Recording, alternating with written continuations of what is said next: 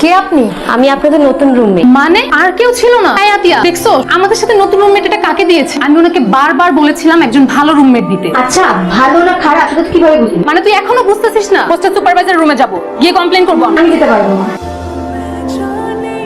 এই যে দেখেন, আপনি এই রুমে আসছেন ভালো কথা, কিন্তু এখানে বেশি দিন থাকা যাবে না। আপনি সুপারভাইজারকে বলে অন্য রুমে চলে যাবেন, আর না হলে আমি থাকবো না এখানে। আজকের মতো আপনাকে এখানে থাকতে দিলাম, কাউকে সকালের মধ্যে যেন আর না দেখি। এহে নো, পয় না কমলো মাকড়। তো নতুন রুমমেট? হ্যাঁ। কোন দেশে এটা? চাইনিজ না জাপানিজ? আর এতক্ষণ কোন দেশের ভাষায় কথা বলতেছে?